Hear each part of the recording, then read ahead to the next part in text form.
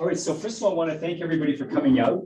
This is my first time out to Thunder Bay since 2019, since the pandemic ended. So it's great to be back. I really love this part of Ontario, and as the world started to open up, over the last couple of years. I mean, I think we opened up in Ontario last June, if I'm not mistaken, slowly, and some parts of the world have been slower to open up. But I'm the sales director for SilverSea, and SilverSea is, of course, it's an all-inclusive luxury cruise line, which really kind of stands out in the fact that we literally sail all over the world. We're the destination leaders. So when you're looking for new destinations to travel to, if in the past you've traveled in the Caribbean, or you've been to Alaska or Europe, SilverSea really offers some very, very unique destinations around the planet. So we actually travel to 965 different places, which is more than twice as many as the second biggest cruise line. We're currently a fleet of 10 ships, soon to be 12. The big markets that have opened up recently, Caribbean is of course fully open, Alaska is fully open, Mediterranean, Baltic are fully open, Galapagos is fully open, Antarctica is fully open, the Arctic region is fully open. Australia and New Zealand opened up just recently. China opened up just recently. Hong Kong, I think 2 weeks ago. Japan, about the same. Africa, some areas are still close to cruising. India, I'm not sure. Middle East is still touch and go with some of the ports. But we're hoping that by the end of 2023, the world will completely open up to travel again. So just give you a little bit of background on SilverSea if you're not familiar with the brand. We started out in the year 1994 with one ship, and it was called the Silver Cloud. All of the early SilverSea ships were named after Rolls-Royce models. So there was the Silver Cloud, there's the Silver Wind, the Silver Shadow, the Silver Whisper. So they're all named after models of Rolls-Royce cars. So Silver Cloud was actually the first cruise ship in the world that was all-inclusive. Before SilverSea, if you wanted a glass of wine with dinner or a cocktail before or after dinner, it was like being in a hotel bar. It was pay as you go. And SilverSea kind of changed that. They said, you know what? No, we're gonna offer a cruise where once you get on board, everything is included. And so we've gone with that all-inclusive model from the beginning. So we are the world's most all-inclusive journey, and currently a fleet of 10 ships. The top two are coming out. So we're launching Silver Nova in 2023 and Silver Ray in 2024. But we started off with quite small vessels. The initial Silver Cloud carried just 240. Then the ships got a little bit bigger. Currently, our biggest ship carries just 600. So if you've been on cruises before, if you ever sailed on like Princess or NCL or Royal Caribbean, you know that the industry's gotten very, very big. We've decided to stay small. We like to be, 600. The new Muse class, rather the new Nova Ray class ships are going to go a little bit bigger. They're going to go to 728. But we're pretty much still at, an all-inclusive small format luxury experience. So during the pandemic, we were quite busy. We launched 3 new ships and acquired a 4th, and then ordered 2 more. So 6 ships in total since 2020. So in 2020, we launched the Moon, which carries 596, Silver Origin, which I'll talk a little bit about near the end of the presentation. This is our first purpose-built ship that just sails on the Galapagos. She sails on the Galapagos year-round. Silver Dawn is a sister to the Moon, and then Silver Nova is the ship that will be coming out later this year. This is Silver Endeavor. We acquired the ship from Crystal Cruises. It's called the Crystal Endeavor. It was the most expensive cruise ship ever built, and it went on the auction block when Crystal went into bankruptcy, and we acquired it for about a third of the cost of construction. And the Silver Endeavor is an absolutely spectacular vessel. You'll see some images of it later on. And she's currently sailing in Antarctica. So it's she's a 6 ice class vessel, which is the highest ice class you can have on a cruise ship. So allows her to stay, longer in the Antarctic and in the Arctic waters than any other cruise ship, and is able to travel through spring and fall ice and go farther and deeper into the destination than any other of our polar vessels. But I love this image here because it kind of highlights all the places that we travel to, or where we used to travel to back in 2019 before the pandemic. So the white dots represent all of the classic ports of call that we visit, and the red dots represent all of our expedition destinations. So SilverSea is unique in that it offers two very distinct styles of cruising. We offer classic voyages, which if you've ever been on a cruise, you're probably very familiar with classic or traditional.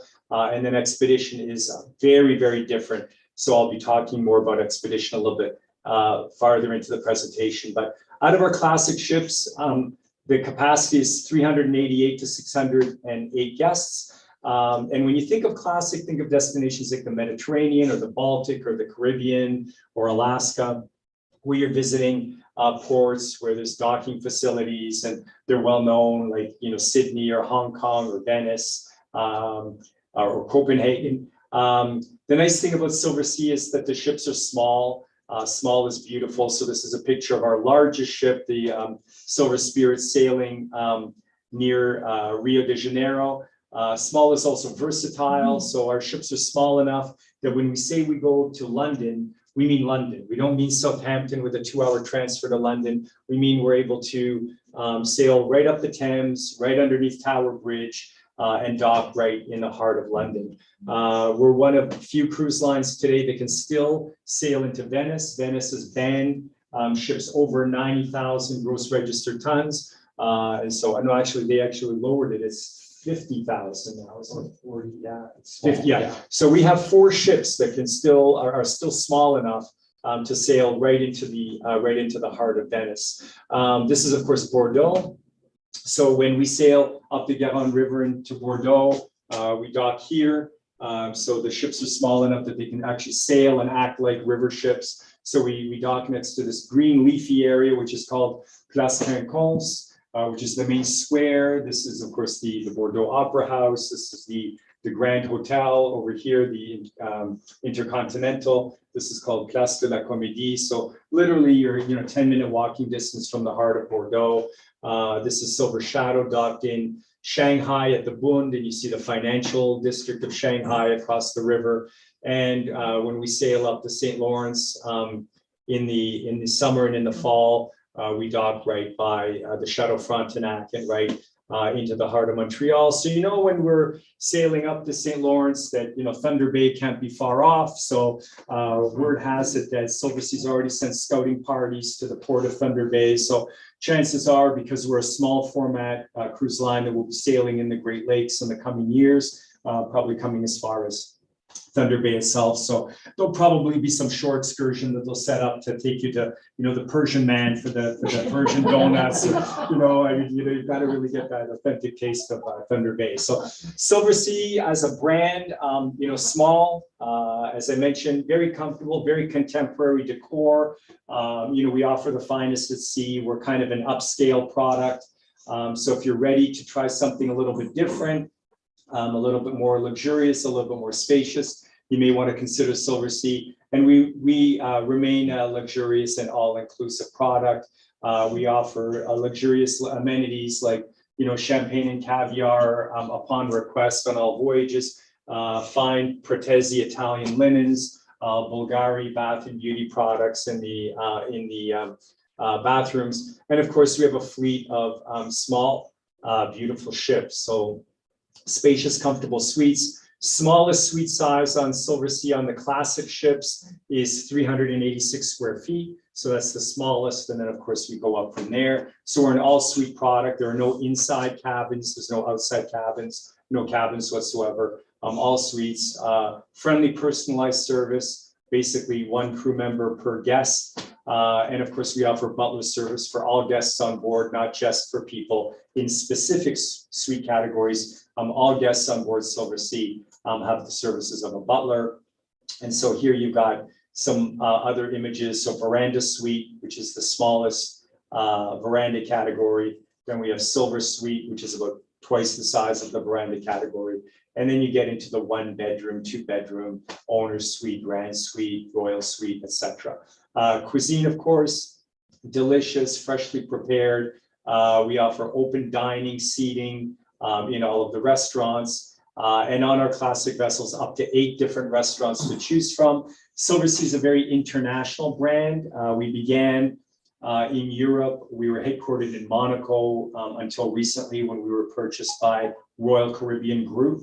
So now we're part of the Royal Caribbean Group of ships. So you have Royal Caribbean, you've got Celebrity, which is the premium brand, and then SilverSea is the all-inclusive luxury destination cruise line. So because we were headquartered in Monaco, we were sold around the world, and we have probably the most international clientele.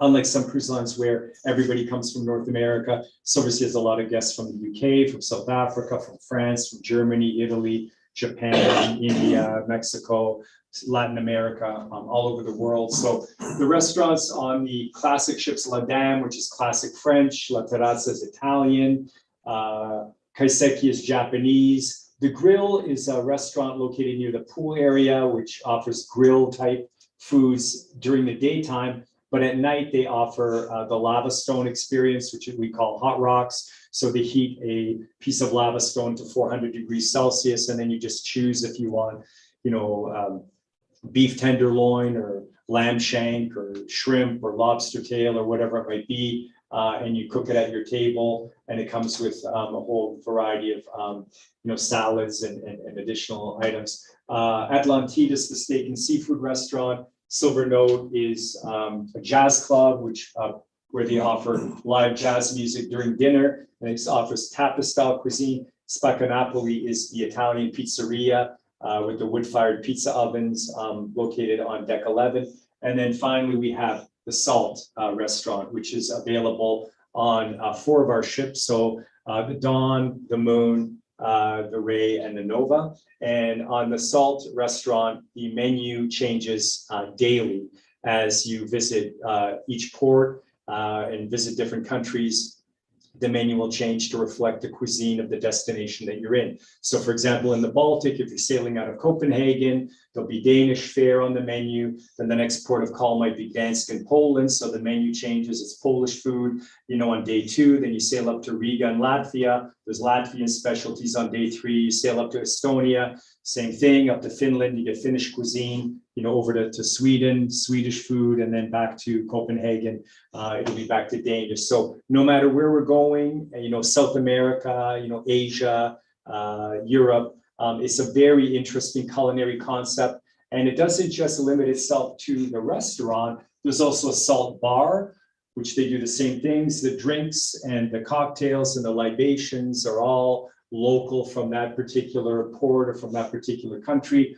There's also a salt lab, which is like a cooking school where they teach you about the foods of the area that you're visiting. So for example, if you're in Asia or you're in Africa, they'll show you some unique root vegetables that you might not find in your local supermarket, and they'll cut a raw piece off so you could sample it and try it, and then they show you how it's prepared and what what the different nutritional value is, and then they'll show you a way of how the local people prepare it, and then the chefs kind of incorporate it into their cuisine, and that's what they do at Salt Lab. And then there's the Salt Experiences, where these are shore excursions that focus on culinary experiences. So you may be in Greece. You might go to a special farm where they make a very unique Greek cheese, or you might go to a place in Italy where they harvest very high-end tomatoes or different herbs or so on, and you get an opportunity to see how they do all the farm-to-table preparation with sourcing the foods locally and then bringing them on board. The newest ship that's going to be coming out is going to be Silver Nova. She's due out this coming August. This is a very, very exciting addition to the SilverSea fleet because it's a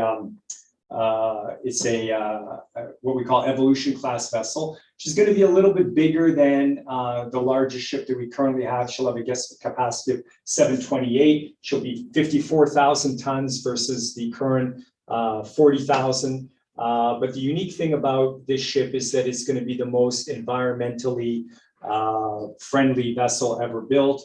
It's our new approach to environmental sustainability. So the ship will actually use 3 different energy systems. It'll have a fuel cell system, a battery technology, and it'll use 2 different types of fuel, have dual fuel engines. The emission reduction will be 40% over conventional cruise ships. The ship will be 25% more energy efficient, and it will have 0 harmful emissions while in port. In port, it'll be able to hook up to the local power source, and so it won't, the generators won't be running. They'll have 0 emissions. So Silver Nova, I think the next slide is a short CGI video of the vessel. Not yet, but coming up soon. The other thing is the design is very, very unique. It's an asymmetrical design. So most cruise ships, for balance, they put the pool right in the middle of the ship. Whatever's on the right side is balanced off by what's on the left side. But they're not doing that with this ship. The ship is a little different. They've done some calculations, and it's still going to be balanced, but they're going to do some unique things to it. So you'll notice the pool is located to the starboard side. You've got this big bank of elevators, glass elevators, as you ride up from deck 4 all the way up to the top. You've got these amazing ocean views from the elevators. This is the pool area here. So this is kind of the new asymmetrical design that they've come out with. And one of the unique things as well is because the public areas are horizontal from front all the way to the aft, it allows us to build suites all the way the full length of the ship, because on the other SilverSea ships, the aft area of the vessel is where all the public areas are. So the restaurants, the spa, the gym, cocktail lounges and so on. But now we're going to be able to build suites all the way to the back. And those suites will, of course, be able to have 270-degree views. So very spacious floor to ceiling windows. And I think the next slide is the new video, but I don't know if we have sound. We do. Okay. Yeah. Oh, there's.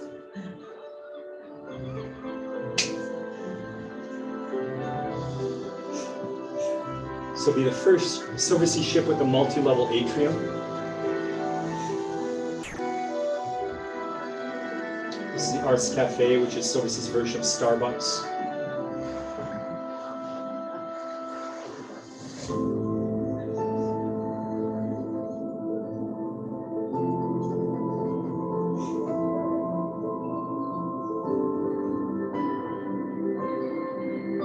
Maybe just going through the restaurants.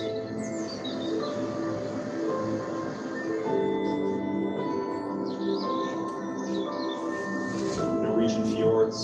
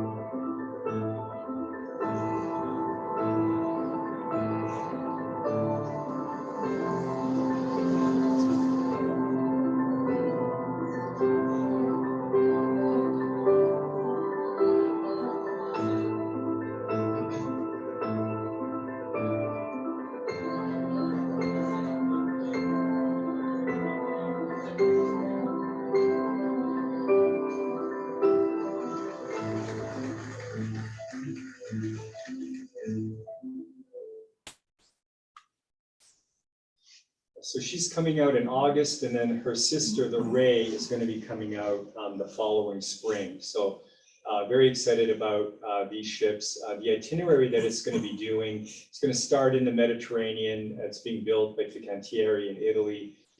It'll be coming out in the next summer. We do a few cruises up the Med, and she'll cross the Atlantic and then she's going to do what we call the Grand South America, the Grand Voyage. So round trip Fort Lauderdale, 71 nights, 18 countries, 38 destinations, and 9 overnights in different ports. So this will be sold as one cruise, and then it'll for a while, and then what they'll do is they'll break it out into smaller sections. So if you don't have 71 nights, you've only got 14 nights. Later on, they will be breaking it up into smaller segments. And then, of course, in 2025, when the Silver Ray comes out, similar itinerary, sailing all the way up the Amazon to Manaus. Just a very, very exciting time to, we're just really looking forward to seeing these 2 ships come out. So now I wanted to talk a little bit about Expedition, because the Ray and the Nova are classic vessels, right? But Expedition is something very, very different. Expedition ships, much smaller, okay? They're not carrying 600, 700 guests. They're carrying anywhere between 100 and 256. And you're going to some of the most remote destinations on the planet, where basically, instead of arriving at the destination where the facilities already exist, we take you to destinations where there's no facilities, because we bring all the facilities with us, right? And so this is Silver Cloud, which is our first ship. She was also one of our first expedition vessels. And on Expedition, we travel to 570 of the 965 destinations that we go to are on our Expedition product.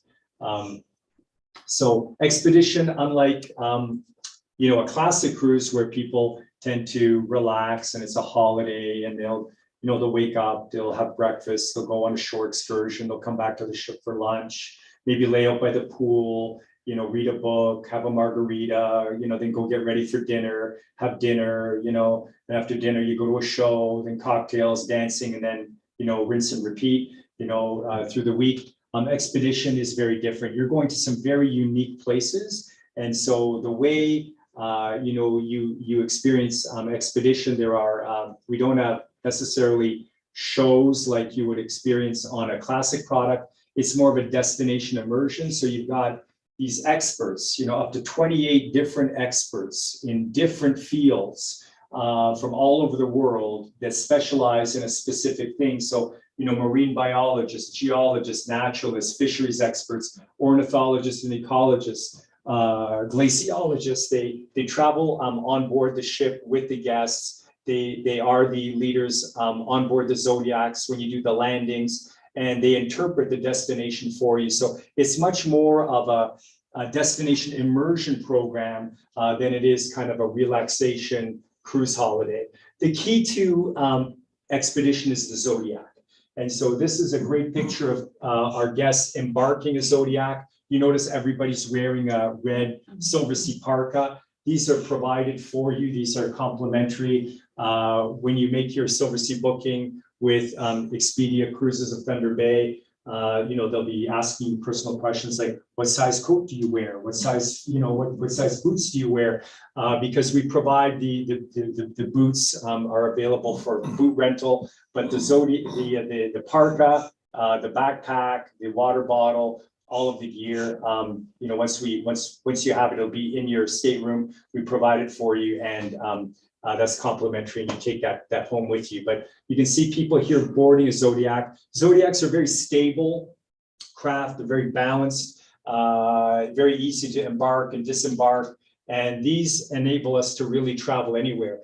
You don't need a docking facility. You don't need a pier. You can basically embark the Zodiac, and if land touches the water, we can make a landing. Sometimes it's not a dry landing, it's a wet landing. You have to get out, stick your foot in the water, but that's why we provide you with boots. And these are, some of the Zodiac landings here. So you might be in the Norwegian fjords or off the coast of Iceland or Greenland or the Canadian high Arctic. And it's just an amazing way to experience very unique, very remote parts of the planet. This is a SilverSea group, with their expedition leader. They might be looking at, little flowers or little plants that are just coming to blossom on a very rugged, unforgiving landscape. They might be talking about, some of the local animals that migrate through this particular area. In Antarctica, not everything is this strenuous. depending on your physical ability. Some people will just, they'll disembark the Zodiac and they'll stay by the shoreline. So that's for the gentle walkers, but the people that really want that adventure, the expedition leader saying, so for the more adventurous types, follow me. We're going to go over that hill. We're going to get this amazing view of the bay on the other side. It's about 1.5 kilometers there. Then we're going to walk along the ridge. We're going to come back along a penguin colony, before making it back to the ship. So, landing among, 60,000 penguins is something really remarkable on South Georgia Island or anywhere in Antarctica. In the Canadian high Arctic, if we spot polar bears, we basically make an announcement. There's been a polar bear sighting, right? Everybody get your gear, get down to the Zodiac station. We load the Zodiacs and we approach very quietly, and we're able to stay at a safe distance and just follow the movements of the polar bears, and people snap pictures. But we're really there to experience the wildlife. So if it's walruses or it's a bird colony or it's penguins or whatever it is, we're always watching out for wildlife so that you can experience it and get as close as possible while remaining at a safe distance, right? So, whale watching, in a variety of different destinations, just coming up, very close to glaciers and, hearing them creak and crack and break off and crash down into the water. Just absolutely beautiful. And expedition isn't just the polar regions. This is, of course, the King George waterfalls in the Kimberley region of northern Australia. And so this is a very, very unique area, the Kimberleys. We'll do landings in Guinea, in New Guinea, we'll do landings in Indonesia. Like I said, if it touches water, you basically pull the Zodiac up, you disembark and you go on a hike through the jungle, or, you sail, in the Zodiac, and you just listen to the different rare birds. And each Zodiac has a expedition expert that's narrating and giving you the full story of what you're seeing. And then here in Iceland, this very desolate, landscape where you may be, your footprint might be the first footprint on that beach ever, So it's just an absolutely amazing experience. The newest ship that SilverSea acquired just last July from Crystal Cruises was the Silver Endeavor. So if you're in the Antarctic or you're in the Arctic, this is the ship that you want to be on. This is an incredibly luxurious vessel. I'm just going to show you some of the pictures of the accommodations. These are veranda suites, beautifully appointed, 4 restaurants on board. There's a swimming pool on board. There's a spa. There's a fitness area. This is a master suite, separate living room area. But it's absolutely beautiful. The thing about the destinations don't change. Doesn't matter which cruise line you travel with. Antarctica will always be Antarctica. The Galapagos will always be Galapagos, right? But when you come back on board at the end of the day, it's really the way you're treated, the fact that you've got a hot chocolate waiting for you and somebody puts a nice warm towel over you or gives you a bathrobe, and you've got a nice, 5-star restaurant to dine in that evening. And then you've got a butler and you've got all of the luxury, amenities that, you enjoy at home in a very, very remote part of the world. And so the Endeavor is an absolutely spectacular ship and just a very, very nice addition to the fleet. So it's just absolutely beautiful. So now I wanted to kind of talk a little bit about some of the destinations that we travel to. We've got all of our itineraries published right up until 2025. So we're just right at the beginning of 2023. So we've got itineraries for all of 23, all of 24, and about halfway till about May of 2025 that are published. So it's the largest collection of itineraries we've ever launched at one time, 695 destinations, visiting 120 countries. With 56 of those being maiden calls. So that means that we've never called there before. And considering that we're the cruise line that sails everywhere and we sail to more than twice as many destinations as anybody else, that means probably nobody else has sailed there either. So we're always breaking ground with new destinations. The motto of SilverSea is, of course, let us take you closer to the authentic beauty of the world. And our core belief is that nothing should stand between you and the authentic beauty of the world. So Again, all of the little red dots, expedition destinations, white dots are classic destinations. And let's begin with the South Pacific, right? Because it's cold outside, but it's not cold everywhere. So the South Pacific, we're going to have 3 ships sailing the South Pacific Islands, Silver Cloud, Silver Shadow, and Silver Moon. So Cloud is the smallest, carries about 240, 388, and 596. And of course, the number of amenities, number of restaurants, number of bars increases with the size of the vessel. But we'll have 13 voyages, 59 destinations, 12 countries. So Polynesia, Melanesia, Micronesia are the key areas that we'll be visiting. There's a lot of people that sail to Polynesia. Not so many cruise lines do Melanesia and Micronesia. So we've got some very unique itineraries there. We also have some brand new Hawaii itineraries. So from Los Angeles to Papeete, sailing by way of Hawaii. That's very unique. And then on Silver Moon, you can go from Los Angeles to Vancouver, but instead of sailing along the coast of California, we take you to Hawaii, so you have a few days at sea, you visit the Hawaiian Islands, and then a few days at sea going back over to Vancouver. Silver Shadow will be doing some round trip Papeete itineraries in French Polynesia. Those are the maps there, 11 and 13 day. And then Melanesia, unique itinerary, Lautoka to Darwin in Northern Australia, touching on Papua New Guinea. So it starts Valparaiso to Papeete, Papeete to Lautoka, Lautoka to Darwin. You can combine these if you wanted a really long voyage. You can do all 3. You can Valparaiso all the way to Darwin. All of them are on Silver Cloud. And we're offering some unique snorkeling and scuba tours on those. Alaska, one of my favorite destinations. We're doing some really unique things here. 2 ships, so the Silver Muse and the Silver Nova are going to be sailing in Alaska in 2024, 2025. So we're going to have 10-day and 11-day voyages from Vancouver to Seward. Normally Vancouver to Seward is a 7-day voyage. But these will be 10 and 11 day. So they'll be visiting some different places like Haines, Valdez, Endicott Arm that you don't see with most cruise lines.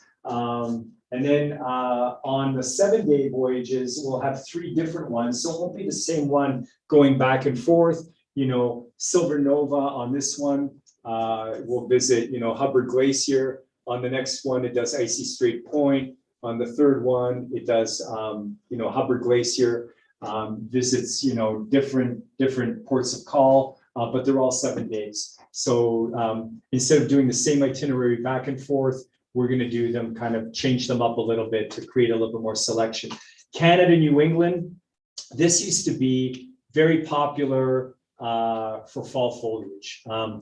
Silver Shadow will be doing the itineraries in 23 and in 24. But the difference is that we're going to start off with 12-day itineraries, and we're going to be moving the season up quite a bit. So starting in June rather than in September. So it'll now be a summer and fall destination on Silver Shadow. So, if you're going New York to Quebec City, it's not far to get into Lake Ontario and make it out to Thunder Bay someday. So I think that'll probably be what will happen in the future. Is we'll be doing the Great Lakes and then end up in Quebec City and then do the fall foliage around from Quebec to New York. In the fall, we shorten it to 10 days so we can get more sailings in because the fall foliage season is very short. So, everybody wants to see a little bit of fall color. So we shorten it from 12 days to 10, but you do the Saguenay Fjords, Charlottetown, Prince Edward Island, Halifax, Boston, Newport, New York. And of course, that's always a highlight with a lot of people seeing the fall colors, which is something that here in Canada we take for granted. Africa and Indian Ocean, really big deployment here. So 6 ships, Silver Wind, Silver Cloud, Silver Whisper, Silver Muse, Silver Dawn, and Silver Spirit. So 19 voyages, 63 destinations, 23 different countries. South Africa is becoming a really big destination. Not everybody goes to Cape Town, but we thought, let's visit some of the other places along the coast. So Port Elizabeth, Bird Island, East London, Durban, Richards Bay, Maputo, We also go up to Walvis Bay in Namibia on some of the itineraries, so very different. Then from here, we've got this new East Africa, which also visits Madagascar, goes to Tanzania, over to Mahe and the Seychelles. That's on Silver Cloud. This is Mahe, Zanzibar, Nosy Bay, and Madagascar, and then back. So some really unique, you visit the Vanilla Islands. Then from Mahe in the Seychelles, you go over to India, to Mumbai, over to Doha, then Mumbai to Athens. And then we get into the Mediterranean. So the Mediterranean is where SilverSea began. So it's kind of like, that's the home base for SilverSea Cruises. We'll have 5 ships in the Med, 66 voyages, 111 destinations, which is just incredible, visiting 20 countries. So here's just a sampling of them, but we'll be doing more cruises of the Holy Land. So you can see here, Silver Whisper will be doing 2 sailings, Silver Spirit will be doing 2, Silver Moon will be doing 1, and Silver Ray will be doing 1. So we'll have 6 cruises to the Holy Land along the coast of Croatia. You won't believe how popular Croatia became after Game of Thrones. Everybody had to go to Croatia after Game of Thrones because a lot of it was filmed there. So we'll have 8 cruises in Croatia, round trip Venice, then Nice to Lisbon. I mean, that's the classic Riviera, and the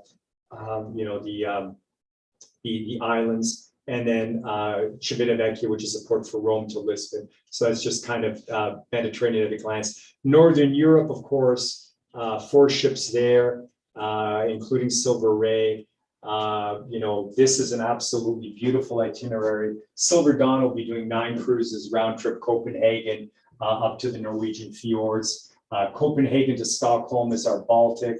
We're not calling in St. Petersburg, obviously, because of the sanctions. But we've got round trip cruises, Reykjavik, kind of circumnavigations of Iceland. And we've got cruises that leave out of Southampton, visit the British Isles, and then head up to Iceland. So that's Northern Europe. And then we get Australia, New Zealand, 3 ships, Silver Cloud, Silver Muse, Silver Nova. So 3 different sizes, right? So something for everybody. And 25 voyages, number of destinations. It'll be Silver Nova's inaugural season in Australia. And Silver Cloud in the Kimberley, although she carries, I believe, 256, she'll be limited to 200 in the Kimberley, because in the Kimberley, there is a really unique natural event that everybody wants to do at Montgomery Reef.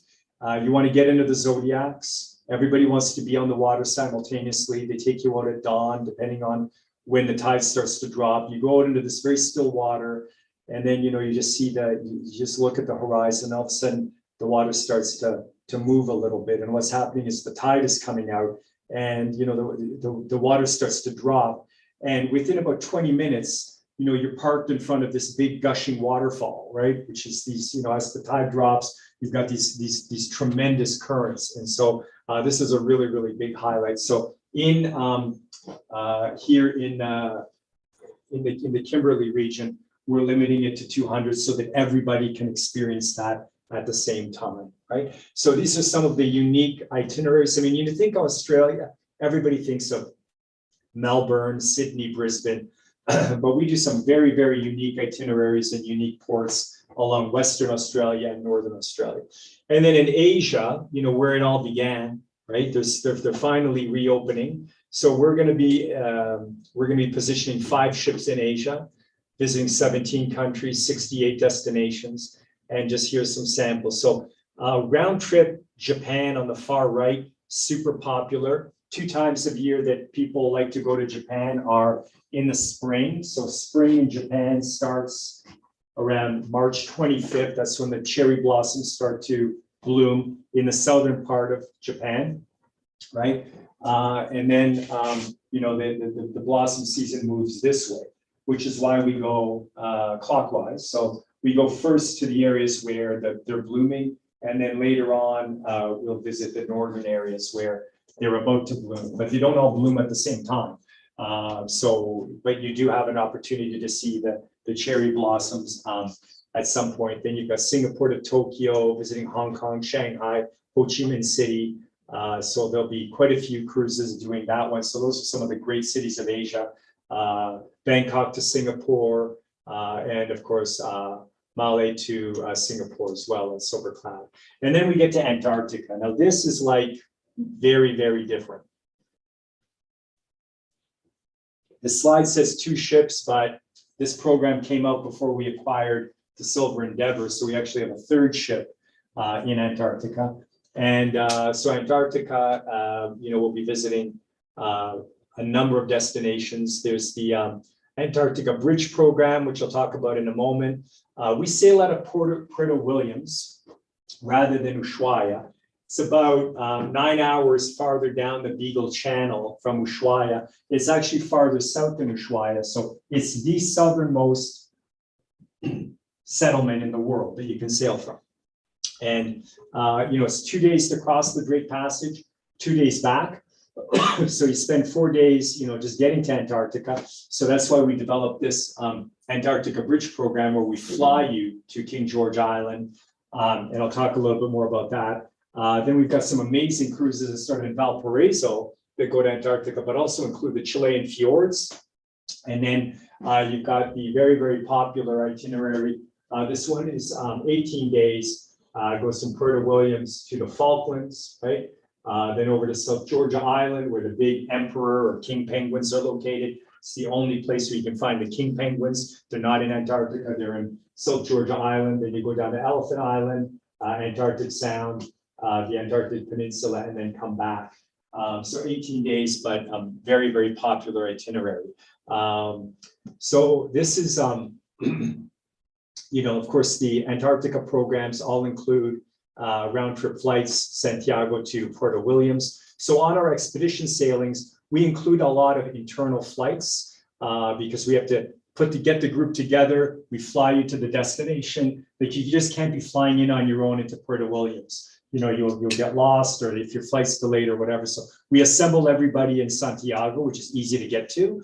And then we take everybody on a charter to Puerto Williams. You board the ship and you begin the cruise, right? This is the Antarctic Bridge. So as I said, you fly to Santiago, then to Punta Arenas, you overnight, and you take the charter, which is a business class air charter. This is Antarctica Bridge here, and it's a business class flight to Antarctica, right? So the aircraft is actually a Antarctic Airways, but it's got the SilverSea livery. And so on board, the seats backs have the SilverSea logo. They've got the full bar service, the full meal service on board. And this is where, it's about a 2.5 hour flight. And they give you the whole, breakdown of, what's going to happen in Antarctica when we land. So when you land, it's that little island where you see that little pin that's been dropped, right? There's a blow up of it here. So there's the runway, and you land, and then you walk about 3/4 of a kilometer down some gravel steps into a Zodiac, and within minutes you're at the ship. And that's the Endeavor, which does the fly cruise program. And so absolutely beautiful. Antarctica is, for people that have been there, they go, Mark, it's like surreal, right? Because it's really the opposite of, if you've ever been to the Arctic, the high Arctic, with the light, when it's the summer. Well, the summer in Antarctica is now. So, it's light until like 11 o'clock, 10:30, 11 o'clock. The light is very surreal, the way it dances off the water, off of the ice. It's a very mountainous area, so people absolutely love it. So all of the ships that do the Antarctic program at this time of year, around March, they're going to be heading up, to the Arctic. And so we will have, 3 ships doing the Arctic and Greenland in 2023, 2024. So 50 itineraries, 110 destinations. You see all of the lights, right? I mean, this doesn't really count as the Arctic. This is Alaska, but we do have a sailing that does the Northwest Passage that goes all the way down to Vancouver, which is why those are added in. But the 3 ships that do our Arctic program, Silver Endeavor, of course, which we just talked about, Silver Cloud and Silver Wind, which are sister ships. And so, of course, the expedition program is a fully all-inclusive program. And what we've done with the flights, because We go to some very, very unique places. So Churchill, Manitoba is an embarkation port for one of the cruises. So there will be a charter flight. You get to Montreal, and then you'll overnight at a Montreal hotel, and then everybody flies up to Churchill from Montreal. There's another itinerary that starts in Pond Inlet at the very, very top of Baffin Island. That's another itinerary which has a charter flight from Montreal. And then for the ones that are doing Greenland, traditionally what we used to do in Greenland, we used to fly from Kangerlussuaq to Reykjavik and then Reykjavik to Toronto, but it didn't make sense to be flying, this far east just to fly west. So now from Kanger, we've got charters to New York, JFK, and then back to Canada. So these are the charter flights that we've got set up to run our Arctic program. So we do have an itinerary on the Endeavour, Reykjavik, Iceland to Churchill. It'll be operating in July of 2023 and again in July of 2024. It's the first time, this year will be the first time that any ship has been in Churchill. So it's going to be, it'll be quite exciting. This is what an Arctic cruise looks like. It's like being on safari. You're looking for walrus, you're looking for narwhal, you're looking for whales, you're looking for polar bears. And when you spot them, they make an announcement, you get in the Zodiacs, and you get it as close as possible. These are some of the itineraries. This is a round trip Kangerlussuaq Greenland itinerary. This is the Churchill to Kanger. So you do Reykjavik to Churchill, Churchill to Kanger, and then just some very, very interesting itineraries. If you want to experience the high north, the high Arctic, this is a great way to do it. Svalbard, which is of course part of Norway. It's at almost 79 degrees north latitude, right? So the North Pole is 90 degrees. So you're 11 degrees from the North Pole. And then of course, there's the Northwest Passage, Kangerlussuaq to Nome, Alaska, which is kind of like a bucket list trip for a lot of people. And then this Reykjavik round trip doing the east coast of Greenland. So we're always looking for new destinations to sail to and to travel to. And then we've got Nome, going all the way out to Kiska Harbor and visiting a number of ports along the Aleutian chain, and then down the Panhandle to Vancouver. And then there's this one. This is the farthest north that you can go, Cape Constitution. The Silver Endeavour is a Class 6 ice class vessel, so it can go through the deeper, harder ice. It's got a very, very thick ice class hull, and so it can stay in the Arctic and in the Antarctic much longer than most ships that have to leave for fear that it might ice over. So the Endeavour can stay up to 30% longer, but it does this itinerary in August of this year. So it's going to be very exciting. And then finally, there's the Galapagos. I was in the Galapagos Islands in November of 2021.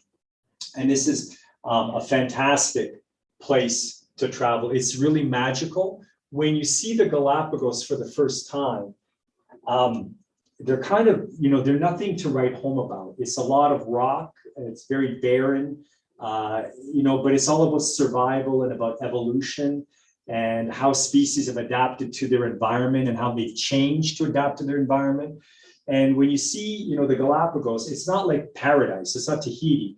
It's a lot of barren rock, but the animals that survive there and live there are very, very unique, particularly all the different bird species. So we've got two different itineraries that do this cruise. Genovesa Island, so the equator kind of cuts right across here, right?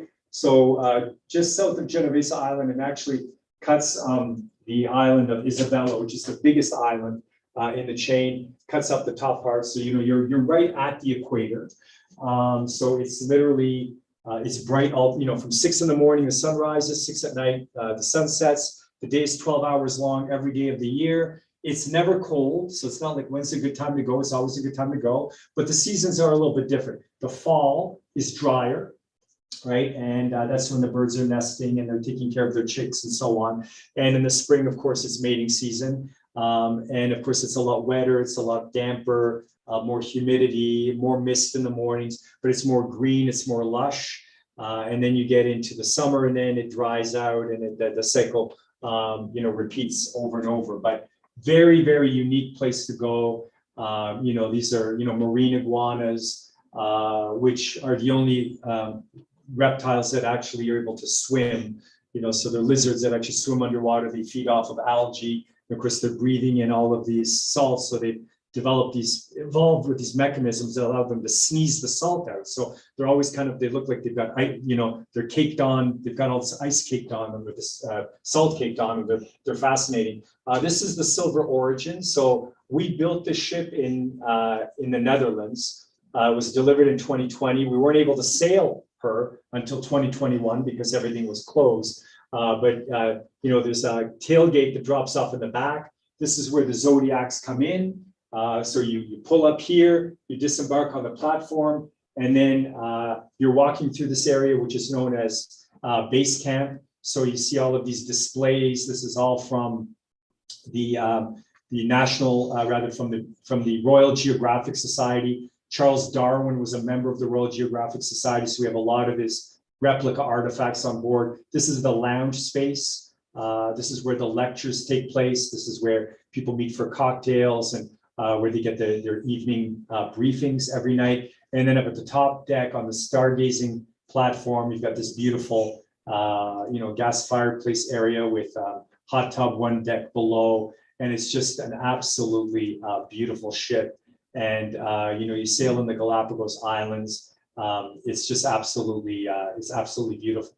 One of the things that it has at base camp is that there's a touch screen. So, it's very interactive. If you want to learn more about penguins, you just hit penguins and it shows you all kinds of videos, all kinds of stats, all kinds of information, talks to you about, it's just an incredible learning center down there. And then of course you've got the 28 expedition experts that, walk you through everything, but it is an adventure. It's not like a cruise that you've been on. If you've never been on an expedition, you're up every morning at 5:30. You're having breakfast at 6 o'clock. By 6:45, you're going back to your room because the Zodiacs are boarding at 7. At 7 o'clock, you're in the Zodiac. By 7:10, you're making a landing on one of the islands, and the adventure begins. Right? You're walking by, you're seeing nesting red-footed boobies, you're seeing Nazca boobies, you're seeing, you're seeing sea lions, you're seeing frigate birds, you're seeing all kinds of amazing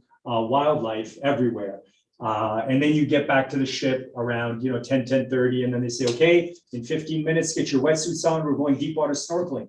And then you're back, in the Zodiac, and in 10 minutes, you're snorkeling with tens of thousands of fish swimming at your face, and sea lions swimming around you and wanting to play with you, and you're watching penguins.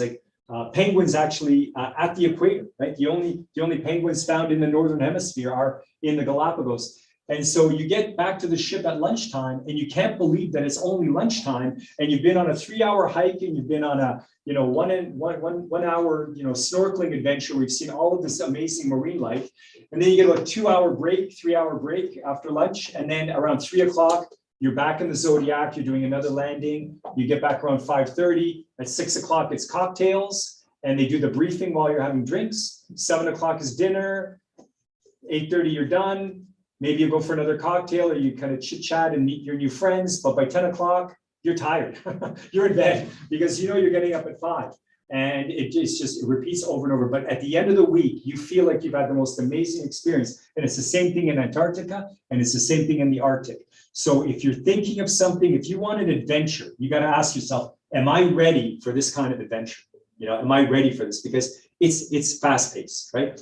The average age of clients on board our expedition product is about 10 to 15 years younger than on our classic product, because it's go, go, go, right? Now, you don't have to go into the Zodiac. If you just want to stay on the ship and just see the Zodiac, see the Galapagos from the ship, you can. But the best way to do it is to be engaged and involved in it. But it is a pretty hectic schedule. And everybody's into it, and it's exciting, and everybody's talking about it, and everybody goes along because you don't want to, you have the fear of missing out, right? FOMO, right? Yeah. It's like, well, what if they see something that that you never, it's been 5 years since I've seen one of these, but we saw like so much at the end of the week. You're tired, but you feel like you've had like one of the most fulfilling experiences of your life. So SilverSea, if you're interested, as I mentioned, it's an all-inclusive product. So if you've traveled with, Princess before, or NCL, or Royal, or Celebrity, SilverSea will be more money, right? But SilverSea, when you think of SilverSea and you think about what SilverSea offers, very spacious suites, right? All-inclusive lifestyle. Everything is included in the price.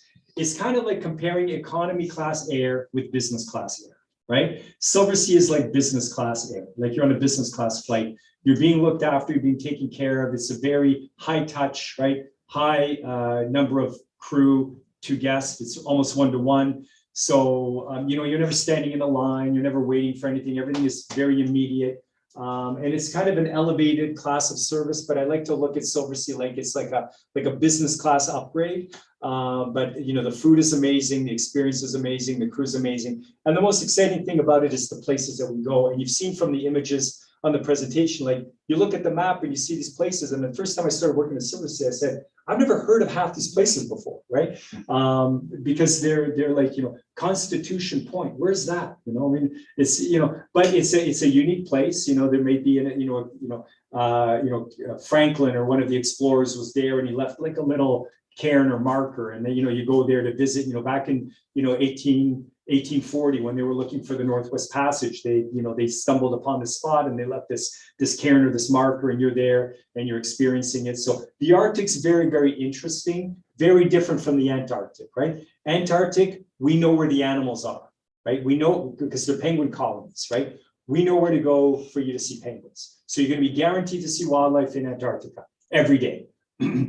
In the Arctic, it's different. The animals in the Arctic are migratory, right? They're reindeer or they're walrus. Sometimes they're sunning themselves on the rocks. Sometimes they're somewhere else. So it's like a safari, right? The captain will be out with the crew and they've got the high-powered binoculars. But if they spot something, right, it's they make an announcement. Everybody's in a Zodiac, and you're heading over to see it. So it's like a safari, right? It's like going to East Africa and seeing, but instead of seeing giraffes and lions and cheetahs, you're seeing walrus and narwhal, whales, and you're seeing polar bears, and you're seeing some muskox and some different animals. Galapagos, highly recommend it. Our program in the Galapagos, you fly into Quito 2 days prior. It includes 2 nights in Quito at the JW Marriott or the Casa Gangotena. The Gangotena is a kind of more luxury boutique hotel located right in downtown,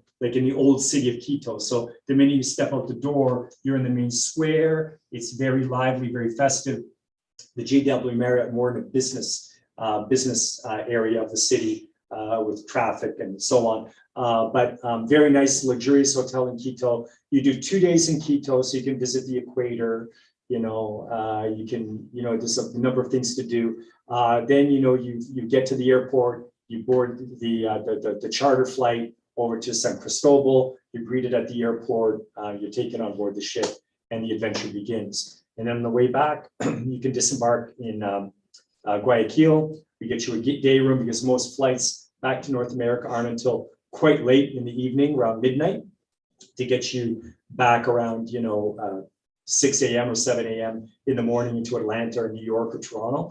So I know that Air Canada has a flight that does Quito, Bogota, Toronto, right? But you have to fly through Bogota. They used to have a direct nonstop into Quito, but then COVID happened and they now have to fly through Bogota because they haven't gone back to the full range. But very, very exciting. For me, I love the expedition product because it's so different from anything else that anybody offers. And you really get a chance to go places that nobody else has been to. We also offer on our expedition program, when we reposition from Antarctica to the Arctic, we'll go up along the coast of Africa or, through the Middle East or through, and we always try and pick unique ports that, aren't on the beaten path. So they're unique, they're different, but you got to treat it as an adventure because that's what it is, right? It's not a touristy place, so don't expect it to be set up like a Disney ride. It's, you're in a unique place. You're the only ship there. They're happy to see you, but they're, it's kind of like being an explorer. when you're on expedition. So that's kind of what I like about it, is that how different it is. Does anybody have any questions? Yes, sir. On your sea days, Yes. like some voyages have a lot of sea days. Yeah. What kind of activities does the ship have? Okay, so on expedition, no sea days. There's no sea days No, like I a lot of understand us. the class But if voyage. you're doing like a transatlantic, right? Say you're sailing from Lisbon to Fort Lauderdale, or you're crossing over. It's, SilverSea is a classic one. So it would be shuffleboard, it would be bingo, it would be bridge, it would be, there's a card room, there's a library, there's trivia. They do trivia events. They've got different things like language classes. They've got dance classes on board. No casino. No, well, there is a casino, but it's small. And the casino is only open when you're not in port, right? And it's only certain hours, but it's very small. SilverSea is a small product, right? So I'm not sure which line have you been on before? Who do you normally cruise with? Well, Cunard or. Oh, Cunard. Okay, so Cunard is I used to work at Cunard, so QM2, Queen Victoria, big ships. So SilverSea is like 1/10 that size. So it has a very cozy feel. But in terms of activities, so they're the classic cruising activities. There's no big production shows on board. There is entertainment, but it's small scale based on the size of the theater and the ship. So, there's what we call the Voices of SilverSea, which might be, 6 singers and dancers, and they'll run, they'll do different jazz repertoire or classic repertoire. So there's, evening entertainment that way. Small casino. During the day, trivia is very, very popular, but they'll have a number of different games, games rooms, as I said, shuffleboard. No announcements, so there's no pool games. Like if you go on a bigger cruise line, there's none of that. But everything's a little bit more subdued. SilverSea really is a brand. It's a style of cruising for people that like to be at sea, who like interacting with other travelers, that like traveling to unique destinations. It's not an amusement park kind of setup. Like I've been on certain cruise ships at conferences where it's like, holy cow, I can't believe it. I feel like I walked into the Eden Center in Toronto. It's nothing like that. It's the scale of it is much, much smaller, much more human scale, a lot more interaction with the staff, dining, fine dining, there's wine tastings.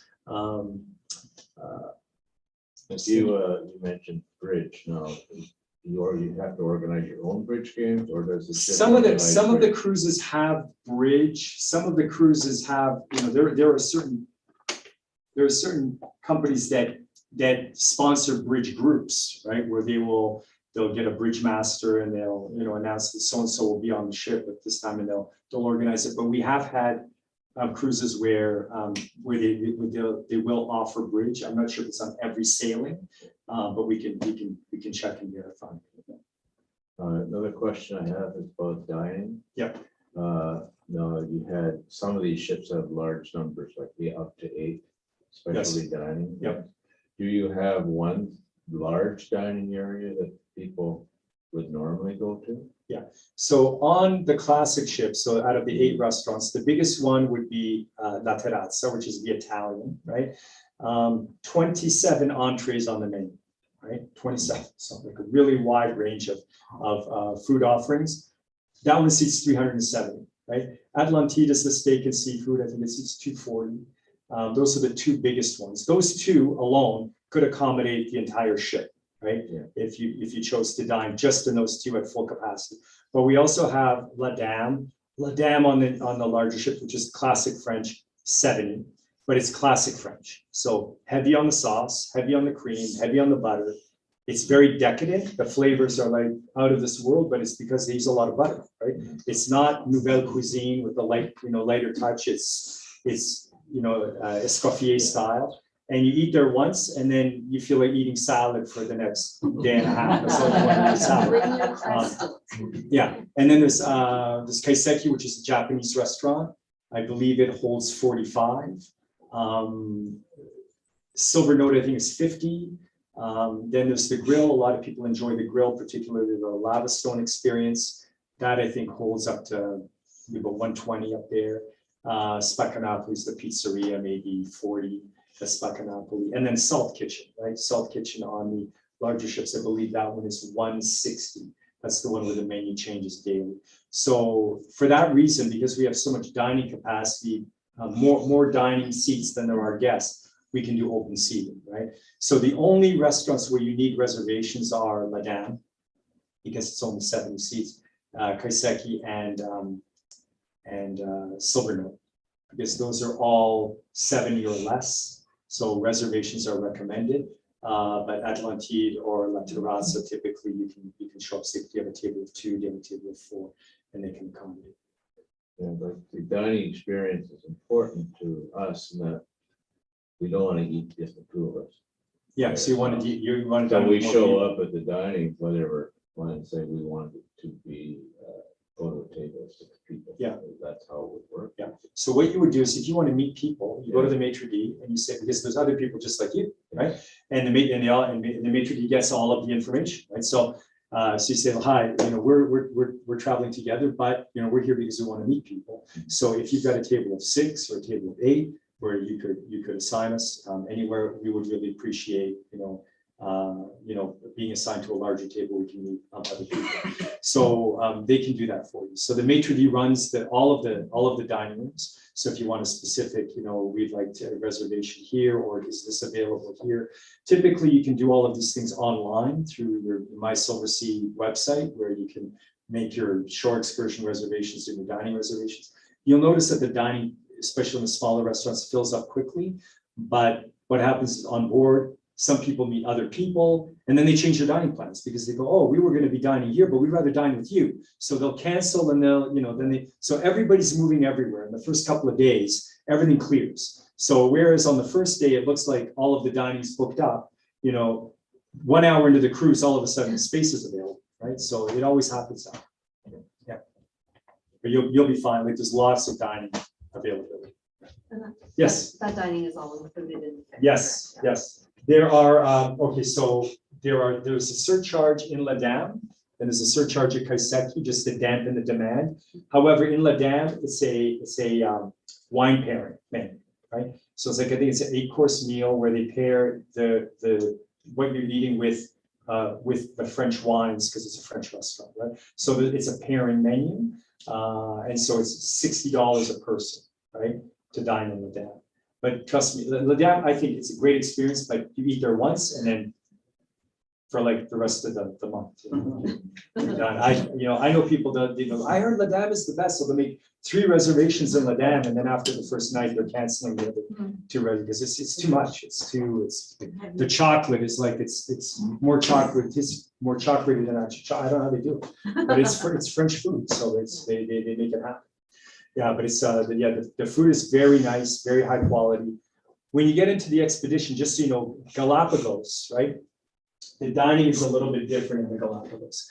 The Galapagos has very, very strict rules, right? They're paranoid in the Galapagos about bringing in invasive species. So all of the meat that is brought in on board the Silver Origin has to be parboiled in advance. So they take the steak, right? And they're worried about any type of parasites that may be, so they'll blanch it for like 20 seconds to make sure, and then they vacuum seal it, and then it's allowed, then it's authorized that it can go to the Galapagos, that there are no microorganisms or anything on the meat, because the beef is sourced in South America, and then it's flown out there. In the Galapagos, however, all the fruits and vegetables that you're eating are all locally sourced. So the tomatoes might not look perfectly round like in the supermarket. They might have kind of a funny shape, but it's a locally grown tomato in the Galapagos on one of the farms. So, and I learned that. And the other thing is the bath and beauty products are also locally sourced, made from all natural ingredients on the islands in Ecuador. So they don't use any of the French Bulgari, Ferragamo, and that's not flown in. And the wine list in the Galapagos is South American wine only. Just because of the carbon footprint. It's a very sustainable kind of philosophy on that ship. So we only source as close to the Galapagos as possible. So Chilean, Argentinian wines primarily in the Galapagos as well. Yeah. But the ceviche, the fish, is amazing. It's amazing. Any other questions? So speaking of the dining, can someone book for example, the La Dame every day of the week? And They- then, and they- therefore then these 10 people Well, can never get in? Yeah, I think the website doesn't allow that because if you, it could be like this, you're doing a table of 6, so let's say that, we're a table of 8, you book it one night, you book it the next night, I'll book it the third night, you book it so it shows that it's, I'm booking a table for 6, you're booking a table, that's how they get around it.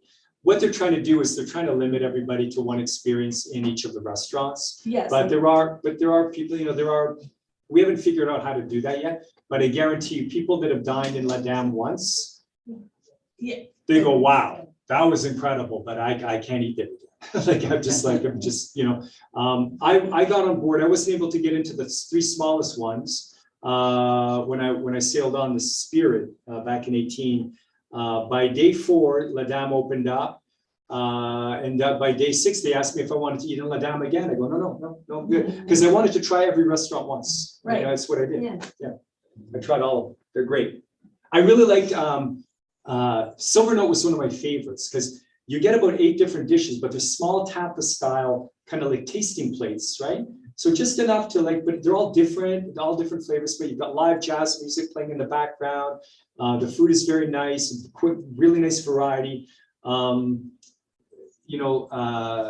La Terrazza is the Italian restaurant at night. In the daytime, in the mornings, it's the breakfast area. They've got a buffet set up if you want buffet food, if you're in a hurry, or you can sit down and do a la carte, your choice. But they do have it set up so they've got the waffle station, they've got an omelet station, so it's all prepared fresh. But just big bowls of fresh raspberries and fresh blueberries and fresh, strawberries. So you can put that on your plate, all kinds of baked goods. Then Atlantide, which is a steak and seafood restaurant, I think is one of the nicest experiences. I really like that restaurant as well. Is the salt on the Galapagos? No. Galapagos only has 2 restaurants Okay. because it's only 100 guests. There's an al fresco restaurant on the top deck, and there's a restaurant called The Restaurant. So this is not really unique with the name. So a couple of our ships have a restaurant called The Restaurant. And then there's La Dame and there's La Terrazza, but there's The Restaurant, and then there's the grill. And there's a bar on SilverSea, it's called The Bar, right? But it's not the only bar on the ship, it's just the one in the closest to the theater. But food very, very good. When we first got out of COVID, it was challenging because, a lot of the purveyors that we used to go to supply the vessels, they didn't survive the pandemic. They went out of business. There was no cruising. That was their livelihood, So now, where we start one, source of, lamb or, whatever. Now we had to get multiple, so it's, it still hasn't, it's starting to, but 2021 was a tough year. We weren't really fully sailing until the end of 2022. We started off with Galapagos was the Silver Moon, came out on the 19th, Galapagos on the 20th on the Origin. So in 2021, we had 2 ships, then we added the Spirit. So I think at the end of 2021, out of 10 ships, we had 5 in the water. And then we added the other 5 through 2022. And now we're fully there because it was even restaffing the people. I mean, imagine, you have to let everybody go, right? There's no cruises. You got to let all of the crew go home if you can get them home. One of the problems was when that pandemic hit, it took us months to get the crew home, right? And then, when we started sailing, not everybody in every part of the world was open. And even, routing people to the ship through different airports was a real headache. I mean, we had to charter flights to get people to the ship just so they can get back to work. It was a real logistical, nightmare. Yeah. It's amazing what goes on. I mean, when you look at, when the Endeavor goes up to Pond Inlet, you wonder, how do they provision that ship, right? Well, they're flying in with a whole, they land and it's all like flights. And I mean, you see this at any port where the minute the ship docks, passengers are getting off and then you see all the trucks come in and then, the truck of bananas and then they start unloading bananas for 3 hours. They're just unloading bananas and all those bananas will be consumed during the week, right? You're going, who eats that many bananas? And they do, then the cases of beer come off and the meat comes off. And then when it's reloaded, everything's loaded and then off it goes. It's incredible. Like, I mean, you're feeding, I mean, some of these cruise ships that carry 6,000 people plus crew, and it's a 7-day cruise, and you're feeding everybody for those 7 days. That's like, how many meals do you have? 3 meals a day. You know, it's incredible logistical. It's a wonder how they manage it. Yeah, in that amount of time. Yeah. Yeah. Any other questions? Yes, sir. Regarding the flights Yes. are included in the, Flights are included, but they're economy class flights. They're Yes. included. If you want to upgrade to business class, we can upgrade to business class. We basically take a look at the cost of the flights. We look at what the average is. We kind of figure we'll build that into the price. But you know, when you go on the Air Canada website, you know, when I'm flying from Montreal to Toronto, for example, you know, the 8 a.m. flight is $300. The 9 a.m. flight is $350. You know, the 10 a.m. flight is $350. But the 11 a.m. flight is, you know, $197, so 12. And then as you get, you know, for the business class travelers, then at the end of the day, when everybody wants to get home, now the prices are $500-600, right? For the same 1 hour flight. So we kind of take the average. well, Right. for us in Thunder Bay, the flight is from where? The flight would be from Toronto. So the included flight from Toronto, so you would need to add the Thunder Bay to Toronto leg. Okay, and it's an always round trip? Or what I'm saying is, if we were in Vancouver Yeah. and the cruise is coming out of Miami, but our home base, really, we gotta get to Toronto on the way back, and could you put the flight from Vancouver to Yeah. Miami and Yeah, Miami to so Toronto? that's called an air deviation, so it's a special request. So the company charges $150 per person. And then you can request the flights, and if there's any flight price differential between what we have contracted with the airline and the flight that you want, it would be the $150 plus, you know, if it's a $200 additional fee or whatever, and that they would price it that way. But it's possible. Yeah, absolutely. Any other questions? Spirits on board? Pardon me? Is there alcohol, like hard liquor on board? Yes. There's beer and wine, I hear a lot. Beer and wine, yeah, there's a connoisseur lounge where you've got fine cognacs and fine scotches, and there's a whole variety of, you know, top shelf liquor that we include.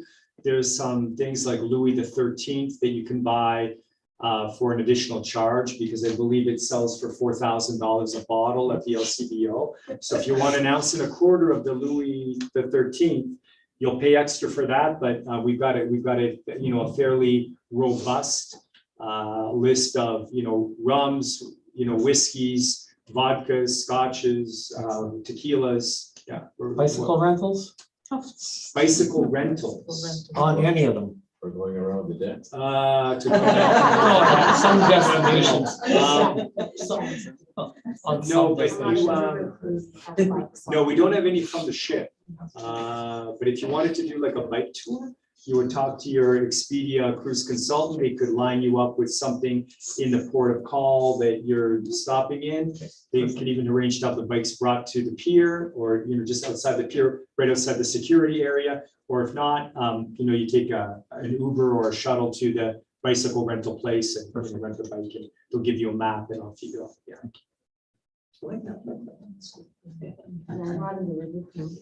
Your river cruises for sure. Yeah, when I was at Unival, we did that all the time. Yes, So you ma'am. were saying there were, I don't know how you worded it, like, places that other cruise ships have not gone, like. Oh, maiden calls. Maiden calls. Yeah. So when you look at the book and in the itineraries, does it point that out? I think on the website, you'll have that. Okay. It'll say, you know, 3 maiden calls, or it'll list the port, and in brackets, the whole maiden call. Like Churchill will be a maiden call for us this coming July. We've never done Churchill before. And then, you know, in the Canadian High Arctic, there'll be a whole number of maiden calls, because no ship has been able to go that far north before, because most ships have like a 4 or a 5 ice class. Okay. Endeavor is a 6 ice class, so we can go farther, deeper. What backup do you have when you go to the Antarctic and the Arctic, should something Titanic like happen? We'd have to airlift you out. Yeah, you get insurance. Never travel without insurance. In Antarctica, like there are research stations in Antarctica. In the winter, when it's pitch black, there's no, they've got generators, but the airstrips, I mean, to fly supplies in and out, they make sure that you have your tonsils removed before you go to, like you can't have tonsillitis, you can't get out. Once you're there, right? So, and some of those research stations are so remote, you can't get them, get it. Now, where we are located, there's that, on King George Island, there is a Chilean airstrip, right? Where we land on with that Antarctica Bridge program, but it's not a modern airport. It's basically a gravel runway. So when it hits the ground, there's a bounce, Sure. It's an adventure, right? I mean, Yes. you're in Antarctica, you just flew to Antarctica business class, right? So it's pretty neat, but I mean, there's a medical center on board, there's doctors on board. They can, they've got things like defibrillators, they've got, equipment for like minor things, but anything major, we would have to, get you back to the mainland. Well, I mean, ship-wise, I mean, knock on wood, but I'm just saying, let's say, I don't know, it starts listing. How No, quickly no, can- that does not happen. No, that does not happen. Nothing's- You didn't see the movie? No, nobody is Expect to below the be water. Nobody's cabin is below the water line. It's not that everybody's above. Don't you know you got boots and a You jacket? got boots and we have Zodiac. Zodiac. So in the worst case scenario, we would all get on the Zodiac and we'd be safe on a big ice floor. Women With a first. radio. 50,000 penguins, you better have a pair of boots. Yeah. Do you visit the farms in the Galapagos? Yeah, you do actually. Okay. You visit, we visited a chocolate, where they make chocolate and coffee, or they grow it. And it was very interesting. The coffee in the Galapagos surprisingly tasted a lot better in the Galapagos. When I bought some of the beans and took them home and ground them up, I was kind of going, doesn't taste the same as it did when I was in the Galapagos. That was maybe because I It's was the so air. mesmerized by the gigantic tortoises. But you'll visit, for example, there's a lot of conservation work that goes on in the Galapagos. So you'll visit stations where they try and bring back the tortoise populations. I mean, so many of them were slaughtered for meat, right? So all of the early explorers and, that went around South America, they'd run out of food, and then you get to the Galapagos and you had fresh meat. So they grab the tortoises, they'd load them, stack them on the ship. And when they needed them, they'd kill one and they'd have tortoise meat. So it depleted a lot of the Galapagos Islands of their tortoises. But they've started a program where they're bringing the numbers back. They're reintroducing tortoises to areas where there have been tortoises for a very long time. But it's just been amazing. And all of the conservation efforts that go on there, really, really amazing. One of the most interesting stories is the Judas Project. So they introduced goats to the Galapagos in the last century. Goats eat everything, right? So, 2 goats became like 10,000 goats really, really quickly. And they started eating up all of the vegetation that the endemic animals need to survive. So they started dying off. So they go, we got to get rid of, if we're going to preserve the Galapagos as an ecosystem, we got to get rid of the goats. So they rounded up as many goats as they could, right, and just shipped them off the island. But there's always the stray goat, right? So they go, well, how do we get rid of the stray goats? Well, they introduced a female goat that was in heat, and they put a chip in, and then they let her loose, and then with helicopters, they actually, that would be the Judas goat that would, so the other goats would come out and then they shoot them, right? They'd have to kill off all the goats. But they got rid of the goats on certain islands because they literally stripped the islands bare, like there was nothing for anybody else to eat on that island, because they just eat like nonstop. Yeah, that was the Judas Project. I actually knew the guy in Ottawa that because it was a Canadian program. Yeah. Yay! Unless there's that many, then also their waste would not be good for, like, if there's that much. Yeah, manure. exactly. Yeah, so they're trying to rebalance the Galapagos back to what it was, in the early days when it was first discovered. They're doing a really great job. It's going to take a while, but it is such a fascinating place to go. And I recommend it to anybody who wants to go there.